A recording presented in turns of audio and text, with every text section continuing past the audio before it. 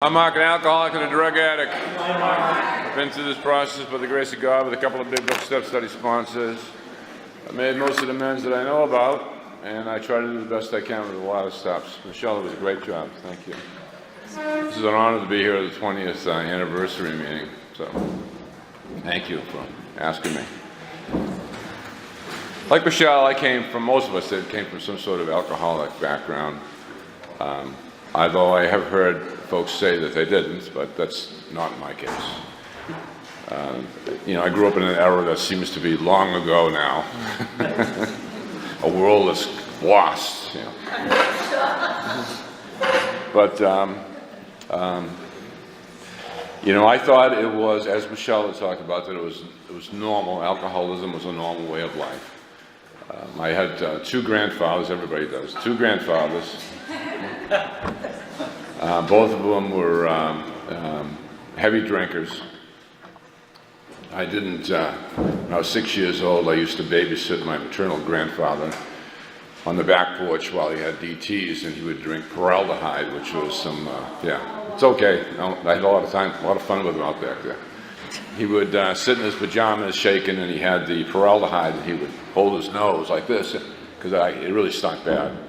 And he was on the back porch because my mother ordered him in the back. This was an at-home detox because the stuff would stink up the house apparently. And I don't know how I got on the back porch. I think that she, told me to go back out there and make sure that if you fell over or something, I was supposed to, tell her that Grampy, fell down or something like that. And we'd sit on the back porch, and he would drink the Peraldehyde and talk with me. He was a great guy. I really loved my grandfather. I loved my other grandfather too. They both spent a lot of time with me, as much time as they could, but they had the drinking was excessive and continuous, and I reflect back on their lives many times of all of the unmanageability that it brought to them. And it wasn't a good childhood to be brought up in that manner. I started drinking at an early age. I thought it was a rite of passage. I thought that the only time that you had a problem with alcohol, the way that I was taught, is if you couldn't go to work. Because I didn't really work at 12, 13 years old, so I didn't have a job. But that was the benchmark. If you could drink as much as you wanted, but if you could make it to work in the morning, you were okay. And at 15 years old, I had something called an ABC card. If anyone's in here can remember that, it's called Alcoholic Beverage Commission. I think they were created for people who didn't have any other IDs. I used to buy them on the black market for maybe $3 or $4. You go to Salisbury Beach, you get some pictures taken in those little booths, you cut them out, and then you borrow somebody's typewriter, and I would write in my name and my new birth date. So from 15 years old, I all of a sudden became 21. And then I would laminate them. I think they had a machine up there to laminate them too. And I would use my ability to buy alcohol at the Bridge Street liquor store in Lowell, Massachusetts, to get my alcohol for free. So I would become an alcohol pusher. So I would collect as much money as I needed from all my peers, and then somebody who actually had a driver's license, that was old enough to have a driver's license, would drive me to Bridge Street, and then I would go in with a huge order, like a box, A 15-year-old kid, I'd have a box of alcohol and go out.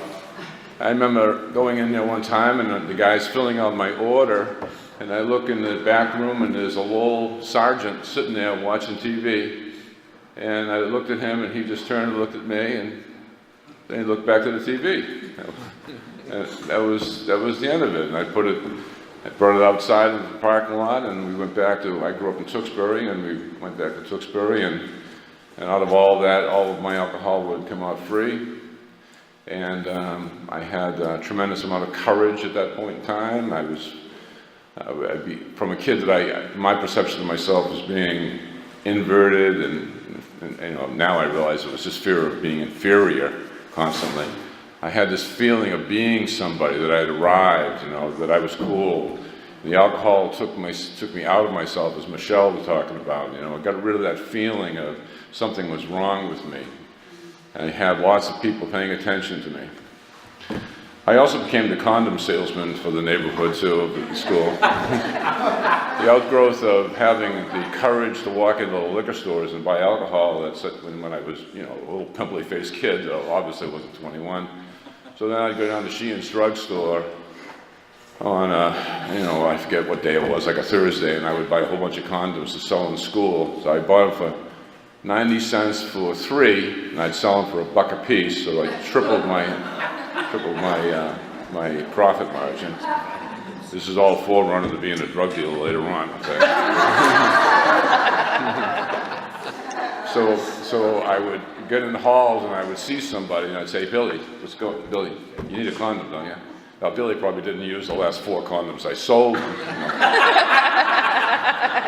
But he couldn't say that to me. Hence, Billy would buy another condom for $1. Mr. Sheehan down in the drugstore thought I was some sort of rock star. Or, no idea.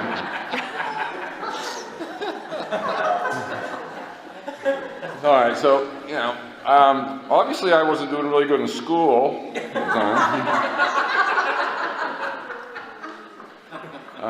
I spent a lot of times out in the woods with my pals drinking Boone's Farm and Ripple and things like that, and not studying, and I barely made it out of high school. And I thought, and somewhere along the line I picked up smoking pot a lot. So I think at around the age 15, as I recall. And I knew that something was wrong, something wasn't right, something was wrong. Somewhere along the line I realized that, but I figured out it was the place. So what I later learned was a geographic cure, and I started traveling. I sort of my wandering days, and I wandered Florida and Oklahoma and Detroit and California. I did a little bit of Europe. You know, I just sort of floated around the world right there, and wherever I'd go, things would generally go to shit after a while. So, so I figured I'd just move on, because I noticed when I moved on, everything was fresh and clean for a little bit. You know, everything was good. You know, so you just had to keep on moving. I wasn't particularly good with relationships. You know, shocking that one. Now I'll share a quick story. That time period, the grandfather that I used to sit on the back porch, you know, helping him drink a formaldehyde, he lived half the year in Florida, and I was living down there. And this will give you a good idea of how I viewed relationships. So one morning I woke up, I said, I'm going to go visit him. He lived on the other side of the state. He was with us, living with, I think, his 3rd wife at that time. So I drove across the state. She loves this story back here. So I knocked on the door. I got there around 8:30, 9 o'clock in the morning. He lived in this trailer, and the door opened. He was a Newfoundlander, had this brogue, like sort of like an Irish brogue, and he always married Newfoundlanders to Newfoundlander women because they had to cook fish chowder for him. That was very important. So I get the door opens, and his wife's there, and she goes, "You should see that son of a bitch, that no-good bastard, dirty bastard, your grandfather. Come in here." And she's swearing, she's cursing back and forth. I got no idea what I'm heading into here. She goes back in the Florida room. He's sitting in the back with just a pair of like Bermuda shorts on and sneakers, and he's bouncing around. And she goes, "Tell your grandson what you've been doing, you filthy bastard." So I go, "What's going on here?" Well, apparently he had been sneaking out of the house early in the morning and going down to like a boardwalk, and where older ladies were reading books or getting a little sunshine, and propositioning them all. You know, walking down the boardwalk. And this is the 3rd time in the last recent history that the police had brought him home for doing this. And you know, they had to tell his wife. So now, at this point in time, you know, he looks at me, and we have that male thing that, you know, that you women don't know. We can sort of talk to one another. And I've been taught at an early age that this gender line is never crossed. There's 2 things. Gender line is one thing, but bloodline, you never cross. You know, blood is blood, that's it. And no matter what he did, you know, I'm on his side. But I got to be very careful here, right? So she sees this, and now she's swearing at me, calling me names too, because I'm peas in the same pod. I haven't done anything, but because I'm a male, you know, this grandson. So I say, Grampy, let's go get breakfast. Righto! Out the door we went, got him in the truck, drive down the road, and I said, you know, are you really going down to the boardwalk and propositioning women? You know, like I'll be alcoholic, we're not going to admit any wrongdoings, no matter what. What's going to go? He just.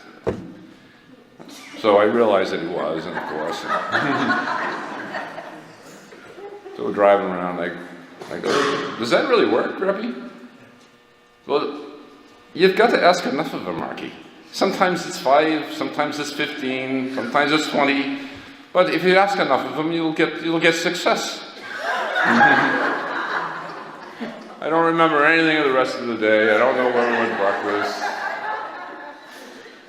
It was astounding. I brought this story home. I told my brother. It passed on as a family legend. So, but the point of it is I didn't particularly see something wrong at that point. That's the thing. You know, I knew somewhere that it was wrong, but I didn't quite connect the dots that that was not the kind of behavior that somebody should be doing. And I found the behaviors, we all found a little bit funny, or some of you out here found it funny, that it was funny, but it sort of characterized my alcoholic mind and how I viewed the other gender, besides many other things. So as time went on, I married an alcoholic. No shock there whatsoever at all. The second date I had with her, she was falling down drunk, you know. We got married. We had 3 children. No longer married to her. But, and 3 grandchildren. I'll jump forward ahead. But I came back in one of my trips from California. I lived in San Francisco for a while. I survived that. That was a miracle of God, surviving San Francisco in the early 1970s. And I was ready to, I had a tremendous depression back then. By that time I was dealing drugs. I was on Haight-Ashbury. I was selling LSD and cocaine and marijuana and, you know, giant, you know, my bathtub was filled with pot and we were steaming all apart and, you know, doing drug deals in the middle of bars in Berkeley and all kinds of crazy, insane things that I went through, and I didn't end up in San Quentin by the luck of God, by the grace of God. And I knew I had to get out of there, you know. I knew that good things weren't going to happen for me, and I was very, very depressed. Ended up back in Massachusetts, in Boston. I went to school.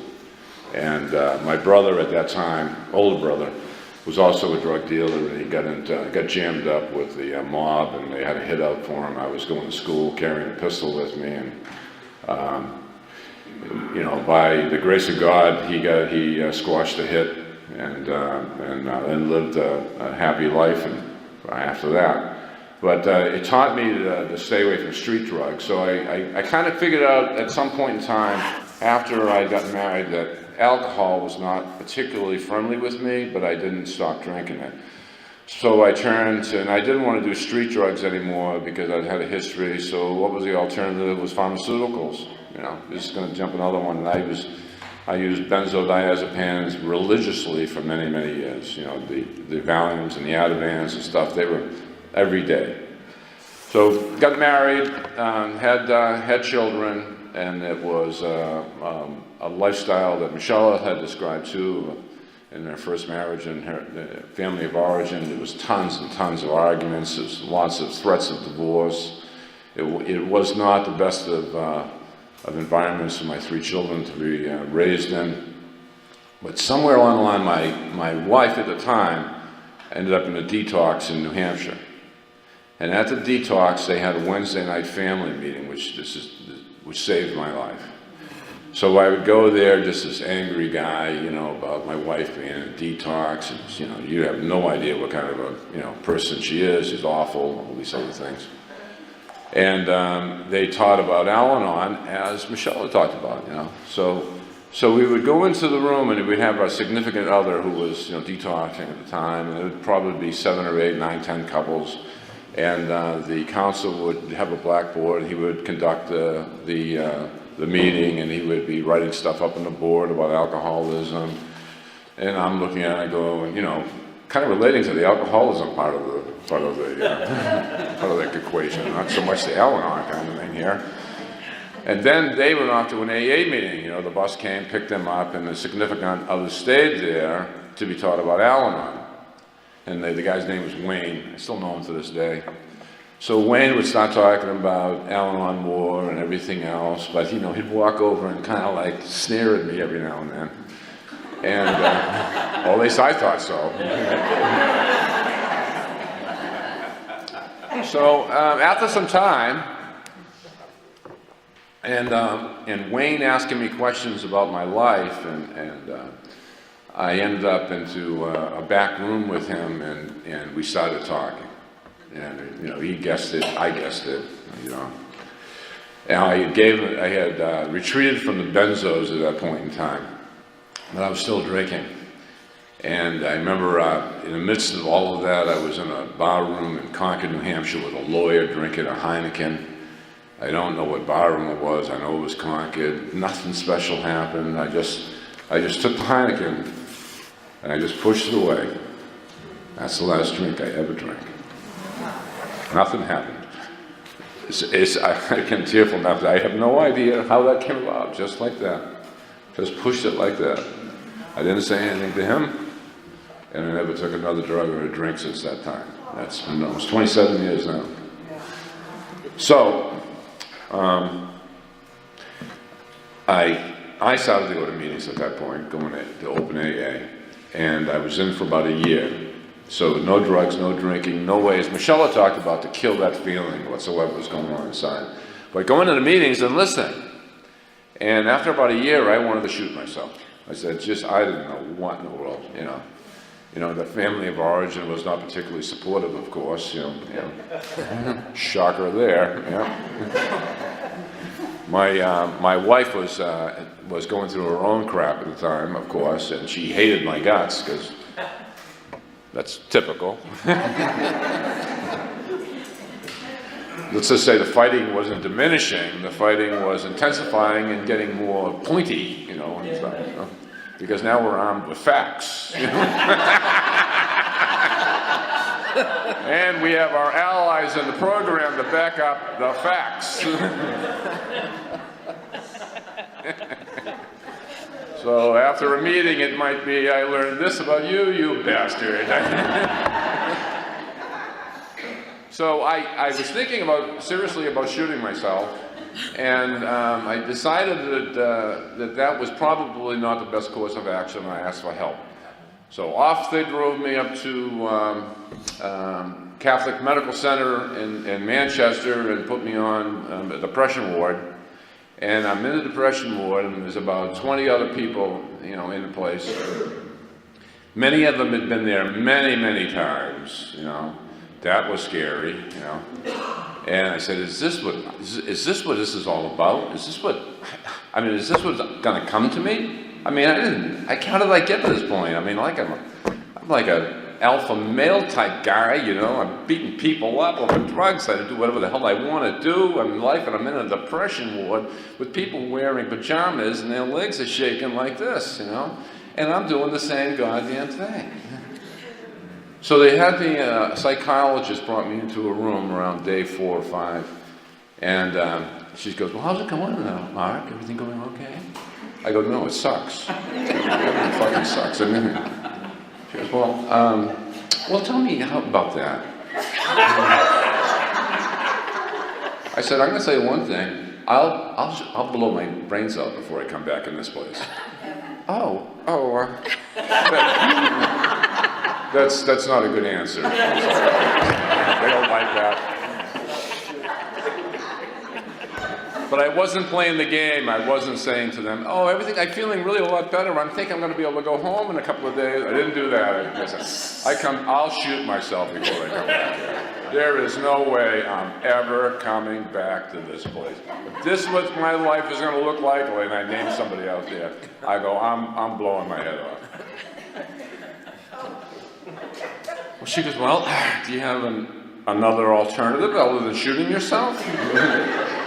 I said, well, I've been going to AA, and I don't know how to say this, but there is something there. Something is there, and I don't quite understand it, but I'm going to throw myself into that because I got nothing else to lose. You know? So they let me out. I forget how long I was there, and I started going to meetings religiously, and I went through a series of open sponsors. And, you know, I'd go to meetings and I'd be up here saying, everything was great, all the other crap that I'd do. And it was better, the debacles were better. For the most part, I avoided the wife, because it's still in pointed thing. So I slept a lot. We had a room up over the garage. I hung up there an awful lot. It was there in the basement. I had a man's cave in the basement, and a man's cave up there, 2 man caves. So around year 6, I was a friend of mine who had found these meetings and talked to me about the Somerville men's meeting. And I had just done an AWOL, and I really thought I had arrived with the way AWOL. And the AWOL did do me a lot of good. There's no doubt about it. I had gone to an AWOL. I had gone down to some priest in the South Shore to read my 5th step. It was the Hazelton 250 questions. When did you first masturbate? Did you ever see a mother naked? Really, really, really significant stuff, Very helpful. So the priest that I read the 5th to, after about 1 hour, actually raised his hands up and said, all right, I've heard enough. You're forgiven. He ran out of the room. True story. I think he was going for a hit of Bushmills. I think he was there with his own penance for his own drinking, my guess. But anyway, I felt like I had done the duty, and I felt a lot better. I was doing something. The fact of the matter is, I was doing the best that I could do.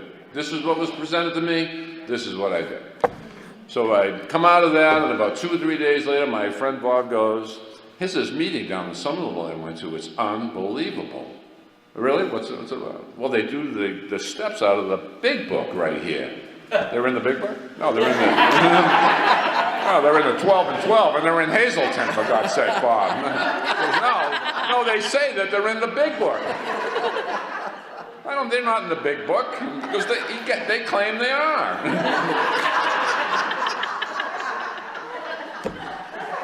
All right, so we're talking, and we're hunting buddies, and and stuff, and I didn't want to, I said, I thought I had already arrived, and he's really stealing my thunder, raining on my parade, whatever.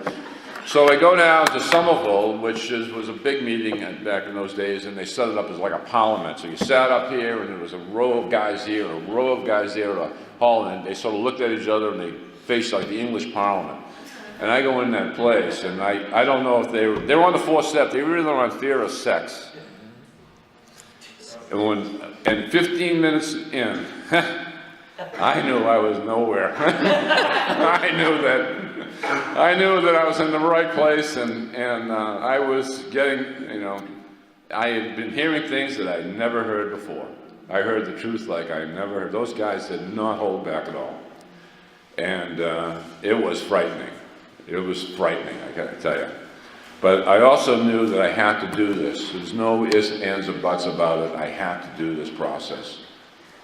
And I quickly got a guy down there who was sort of like one of the stars, of that meeting, And I did the reading, I did the 3rd step, I started writing, tried to write names. I couldn't write names. I could not write a name.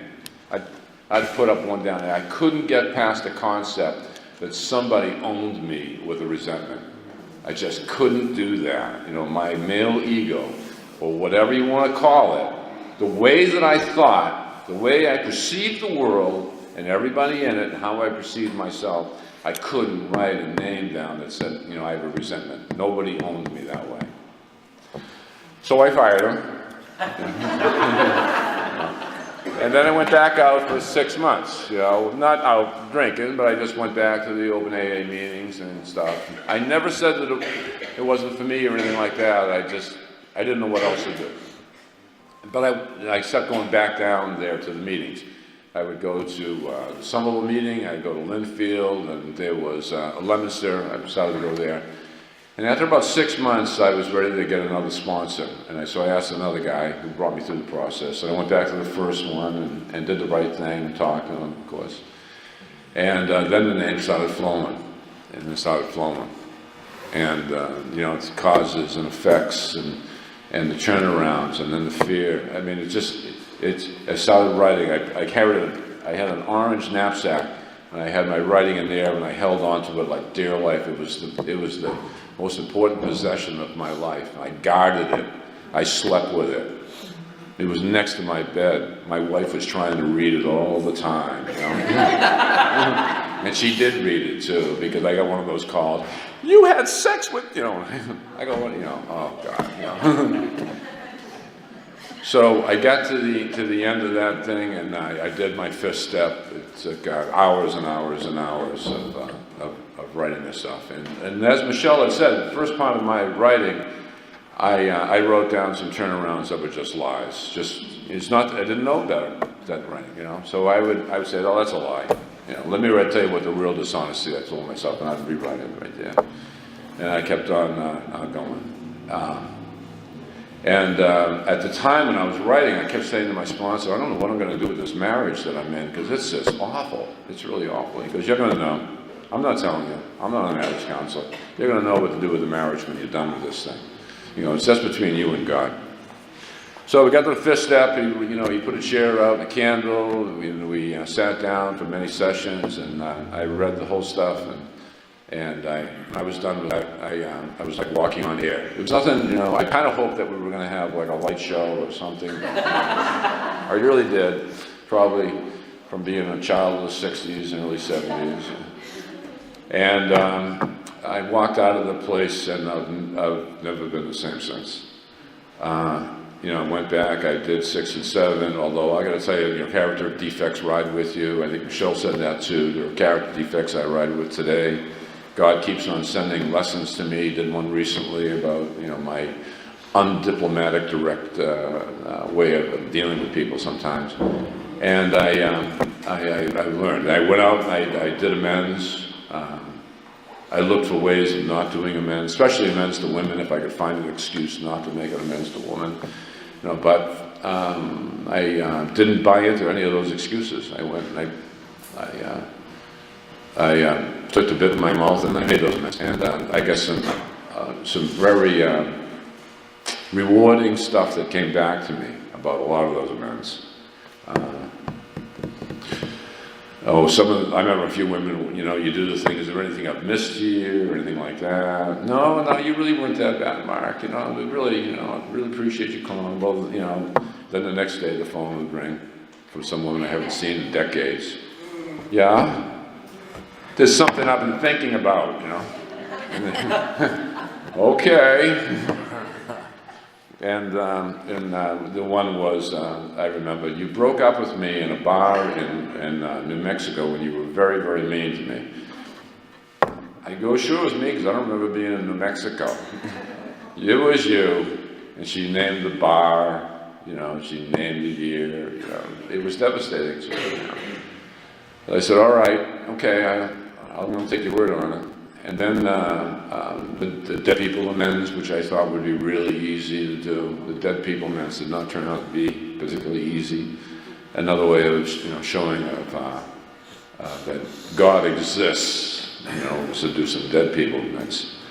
The grandfather, I'm going to go back to the same one. The grandfather that had the DTs, I go to his grave. I didn't know where he was buried. I went to the wrong graveyard. You know, wasn't paying attention at all. You know. I had to call up a relative. They told me, no, you're in the wrong graveyard, you're in the wrong city. You're in the wrong place. All right, where is he? Go there. Now it's a big graveyard. Can't find them. Go to the guy that takes care of the graveyards. You know, he says, I'm going to walk you, I know right where he is. And, I figured this is a sign from God. He sends a messenger, he's going to bring me right there. So on the way there, the guy's hard selling me a grave right next to him for $3,500, on the whole beds, which was hilarious. We were bargaining on top of my grandfather's grave. He goes, I can do a special today for 2 graves. He goes, are you married? I said, no, I'm divorced. You got a girlfriend? She's not really interested in being buried alongside me. I'm not ready for that kind of commitment.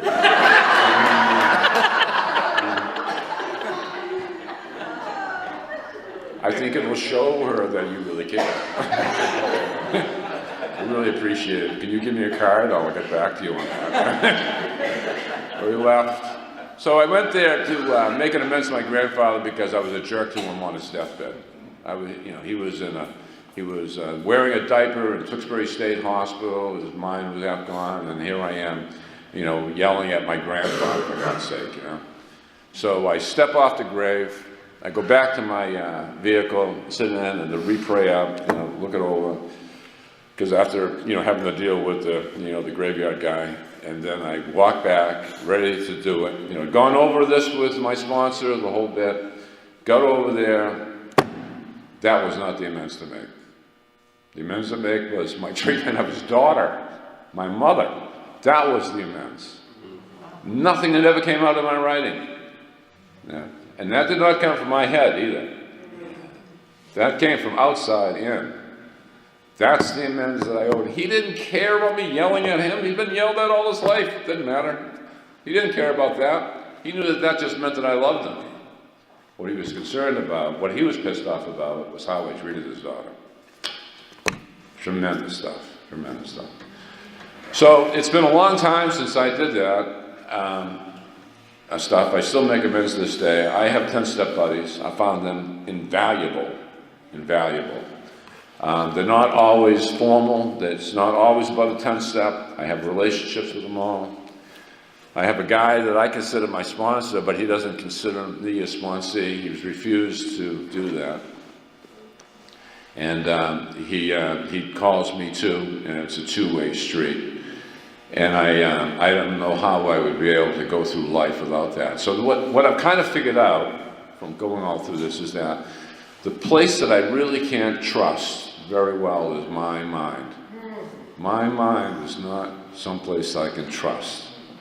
I have to take this outside to get it. And it's not always just sitting upstairs as I did here and praying and meditating, which you have to do too. Sometimes the best way is to speak it to somebody else who you trust, who you respect. Then you get the best out of them and they get the best out of you. So the way that I view the 4-step and how I do in the 10-step today is that the 4-step is designed to get around our mind and go right to what the grace of God wants us to do. The beauty of how this 4-step is that it asks specific questions. You do not get to write what you want to write down there. You have to answer the questions.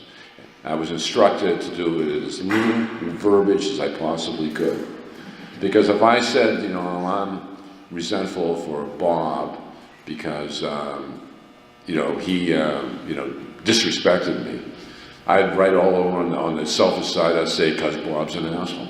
Bob's a jerk. Bob does this. Bob does that. Bob cheats on his wife. Bob does something. No, I don't want Bob to disrespect me. It's as simple as that. And what dishonesty am I telling myself? I would just write more self-seeking clapper right over there, for a while. No, the truth of the matter is I was acting like a jerk. Or the truth of the matter is I don't know what Bob really is disrespecting me. Or the truth of the matter is it's none of my business what Bob thinks. And what's self-seeking? Well, the self-seeking, good or bad, that's the stuff that I had to make amends for so many times. It's the ridiculous behavior I did. Or even worse, how much time it would take in my mind running down Bob. People that I would run down for years. What a waste of my time and my energy. And what fear did I have? My biggest fears were fear of other people's opinions, fear of being inferior. I just feared not getting what I wanted. But, I was dominated. That I was afraid of everybody else's opinion of me. I was dominated that I did not feel right. Did that come back in my childhood? Of course it did. And what's the relief for all of that stuff? It's not going to come from my mind. I cannot relieve that. Those answers did not come from my mind. My mind was being directed, only answer this question, which is what the role of a sponsor is. Now, you're not really answering that question, are you? You're answering another question. No, you got to do it again. It's very difficult. It's why I understand that I couldn't write a name down. I couldn't write a single name. So I find that now, by doing, working with a sponsor is a fact that I know that I'm just a conduit for God. That's all I am. I don't want to give them my opinions on politics or anything like that. I just want to, I'll listen to whatever you want to say to me about your wife or your girlfriend or your sister or the boss at work, as long as you write. As long as you're doing this, you can talk 15 minutes about that stuff, and then let's talk about the writing. I don't really care. But I'm not going to listen to 15 minutes about that, and then you don't do anything. Because I'm not an envoy of God at that point in time. So you got to write that down. You got to go and do this stuff. Now, back in 10th step, the amazing people that have been placed in my life to be able to listen to this stuff. Even now, after all this time, I've got to go to somebody and I say, I fucked up. I did this today, excuse me. And I never get judgment on the other side of the phone. What I get is wisdom and clarity. And I usually, after just a few syllables, I start speaking the truth that I didn't even know. Even at this point, even after all those years of me on the other side, the truth comes out of what it's really like. And then I go on with life. So I've got 3 adult daughters. 2 of them are married. The youngest one, her husband and my grandson live in the house with me. I bought a house in Litchfield, New Hampshire. I don't get involved in their marriage, amazingly, I don't stick my head in a business that's not mine. I just enjoy my grandson. I spend a lot of time away from them because they don't need their father and father-in-law hang out with them a whole heck of a lot. I live a great life. I just have a great life for the most part. I get to do things with my grandson. I sort of model my grandfather after the good points of what my grandfathers were like, the good stuff. But he's never sitting outside with me drinking Peralta. We got the same kind of porch that's covered right there. I sat out there talking with him, Shakopamoni, while he's playing with the soccer ball, reflecting that I'm not drinking Peraldehyde right here, and it could have been the other way. It could have gone the other way, and it's not. So I did my 45 minutes right now. I hope I made it. Hopefully